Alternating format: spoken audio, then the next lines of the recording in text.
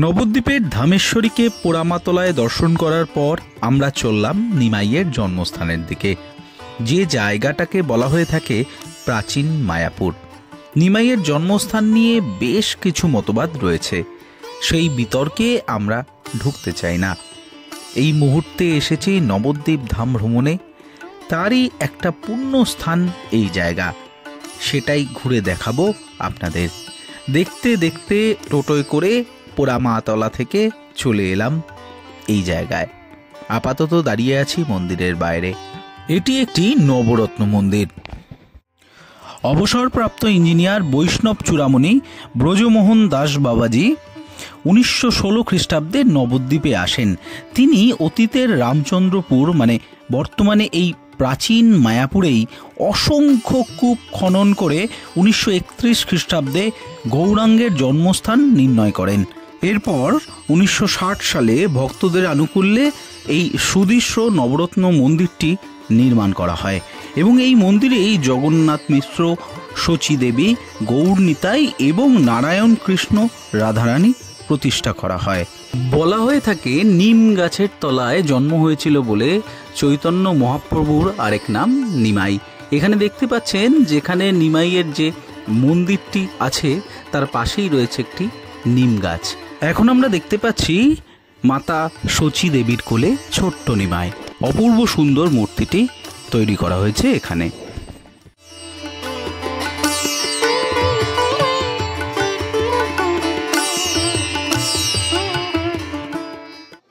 একটু আগেই যে তথ্যটি আপনাদের সামনে তুলে ধরেছিলাম যে অবসরপ্রাপ্ত ইঞ্জিনিয়ার বৈষ্ণব চূড়ামণি ব্রজমোহন দাস বাবাজি যে কূপ খনন করে তারপর এই মন্দিরটি নির্মাণ করেন, সেই তথ্যটি এখানে আবার লেখা রয়েছে।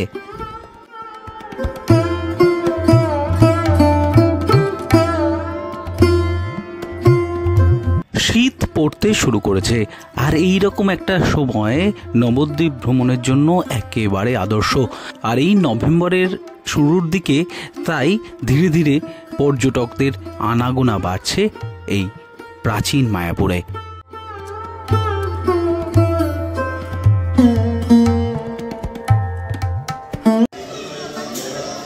এই মুহূর্তে আমি চলে এসেছি নবদ্বীপের প্রাচীন মায়াপুর বলে যে জায়গাটাকে চিহ্নিত করা হয়েছে, সেই প্রাচীন মায়াপুরে। আর এই প্রাচীন মায়াপুরেই রয়েছে নিমাইয়ের জন্মস্থান। নিমাইয়ের জন্মস্থান নিয়ে প্রচুর কথা প্রচলিত রয়েছে, অনেক দাবি রয়েছে, আমি তার মধ্যে ঢুকতে চাইছি না। এই মুহূর্তে আমি সেই প্রাচীন মায়াপুরেই রয়েছি, যেখানে নিমাই জন্মগ্রহণ করেছিল বলে বলা হয় এবং সেই জায়গাটা খুব সুন্দরভাবে সাজানো হয়েছে। চলুন আমার সঙ্গে দেখি সেই জায়গাগুলো।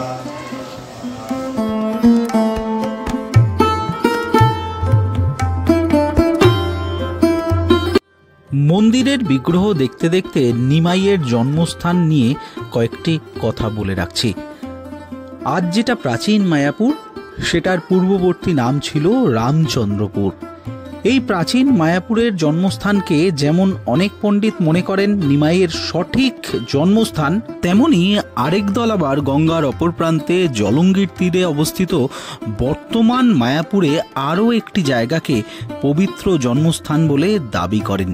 সেটি হলো বর্তমান মায়াপুরের যোগপীঠ। এই যোগপীঠে আবার একটি মন্দির স্থাপন করা হয়েছে। সেই পক্ষের দাবি সেখানেই নিমাই জন্মেছিলেন।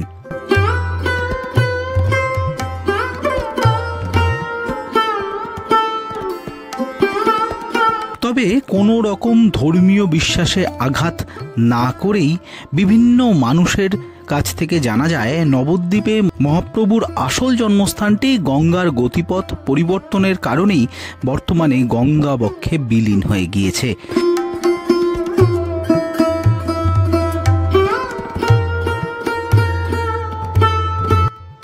তবে বিতর্ক যাই থাকুক, নদিয়ার প্রতিটি অঞ্চলে নিমাইয়ের পদধ্বনি এখনও যেন অনুভব করে এই নদিয়াবাসী।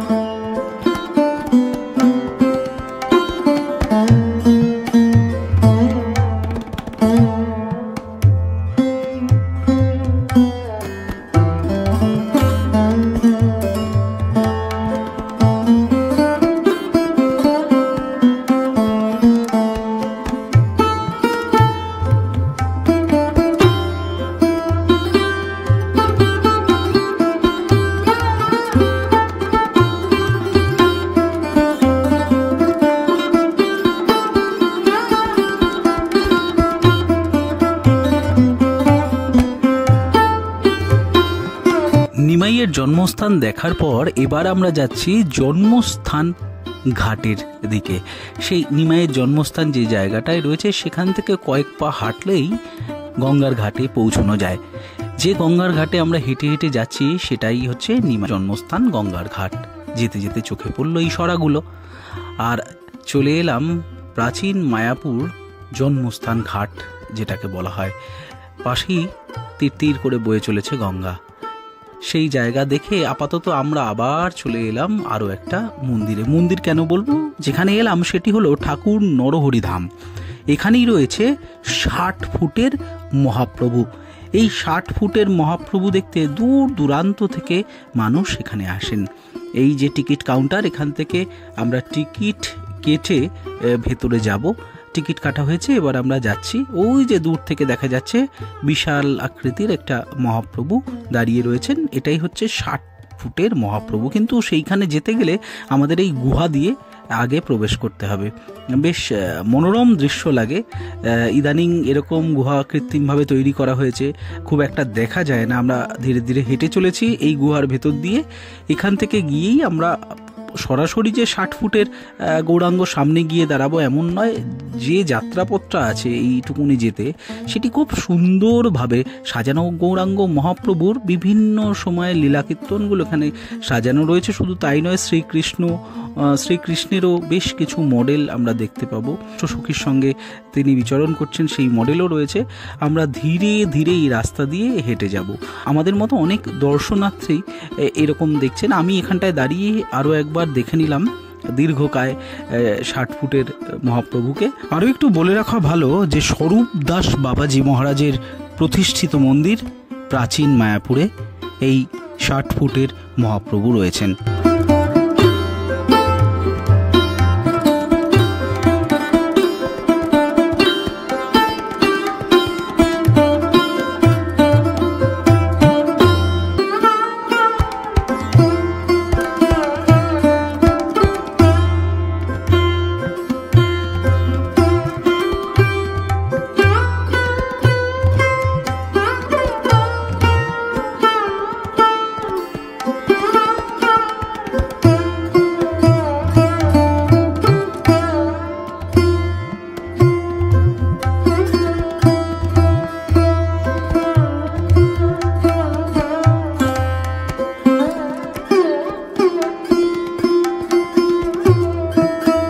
একটু আগেই যে মডেলগুলোর কথা আপনাদের সামনে তুলে ধরছিলাম তার সামনে চলে এলাম। দেখুন কি অপূর্ব সুন্দর শ্রীকৃষ্ণের লীলা কীর্তন এখানে তুলে ধরা হয়েছে। শুধু শ্রীকৃষ্ণ কেন, চৈতন্য মহাপ্রভু তাদেরও প্রচুর মডেল রয়েছেন। এবং এই যে ছোট্ট জায়গাটি, এটি খুব সুন্দরভাবে সাজানো হয়েছে, সব থেকে বড় কথা। তাই যারা শুধু 60 ফুটের মহাপ্রভু দেখবেন বলে এখানে আসছেন, তাদের এটা বাড়তি পাওনা বলাই যেতে পারে। এবং এই যে আমরা মডেলগুলো দেখতে দেখতে চারিধার দিয়ে একটা প্রদক্ষিণ করে আমরা ঠিক মহাপ্রভুর সামনে আসব, সেই আসার মাঝখানে একটি খুব সুন্দর মিউজিয়াম রয়েছে। সেখানেও আমরা দেখব শ্রীকৃষ্ণের বিভিন্ন লীলা খেলা এবং অবশ্যই শ্রী চৈতন্য মহাপ্রভুর বিভিন্ন মডেল। আস্তে আস্তে এই রাস্তায় আমরা হেঁটে যাচ্ছি, আর মনের মধ্যে একটা ভক্তি রস সঞ্চার হচ্ছে বলাই যায়।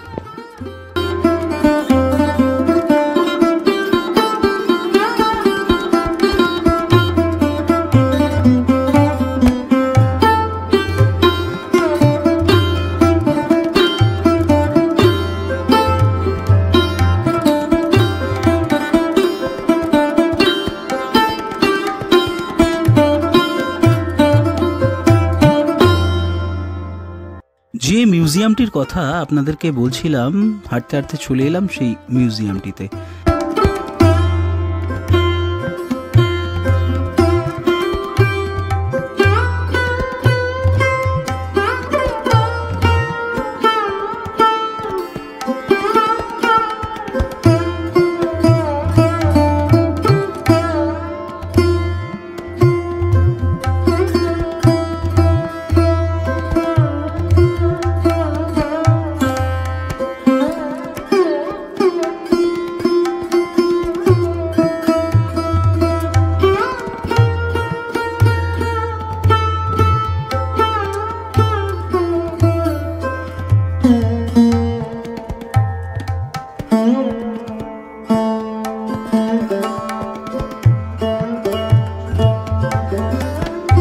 তবে এই ভিডিওটা আমাকে এখানেই শেষ করতে হচ্ছে, কারণ নবদ্বীপ মায়াপুর যে ভ্রমণ, সেই ভ্রমণ যদি ধরে রাখতে হয় তাহলে একটা ভিডিওতে কখনো সম্ভব নয়।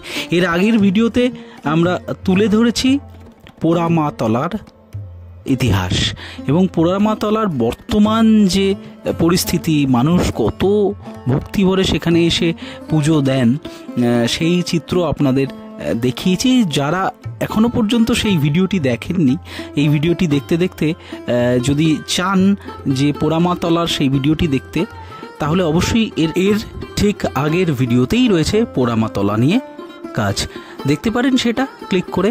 আর যদি আমাদের এই ভিডিওটি ভালো লেগে থাকে তাহলে অবশ্যই সাবস্ক্রাইব করবেন আমাদের ইউটিউব চ্যানেল ই বাংলা ব্লগসকে। আর আগে থেকেই জানিয়ে রাখি, এর পরের ভিডিওতে আমরা নবদ্বীপের আরও প্রচুর জায়গা আপনাদের সঙ্গে শেয়ার করব। সেখানে গিয়েছিলাম যে জায়গাগুলোর সঙ্গে মহাপ্রভুর ইতিহাস জড়িয়ে রয়েছে বিভিন্ন জায়গায়, এবং অবশ্যই দেখাবো সোনার গৌরাঙ্গ। হ্যাঁ, আর যদি আমাদের এই ভিডিওটি ভালো লেগে থাকে তাহলে অবশ্যই সাবস্ক্রাইব করবেন আমাদের ইউটিউব চ্যানেল ই বাংলা ব্লগসকে। আর যদি ভালো লাগে অবশ্যই একটু শেয়ার করবেন, লাইক করবেন এবং কমেন্ট করে জানাবেন। আর কমেন্ট করলে আপনাদের কেমন লাগছে আমাদের এই চ্যানেলটি এবং আমাদের এই চ্যানেলের ভিডিওগুলো, তাহলে আমরা সেটা বুঝতে পারবো। তাই কমিউনিকেশনটা দুপক্ষেরই থাকা উচিত। আর যদি ভালো লাগে, আবার বলছি, সাবস্ক্রাইব করবেন ই বাংলা ব্লগসকে আর এইভাবেই পাশে থাকবেন।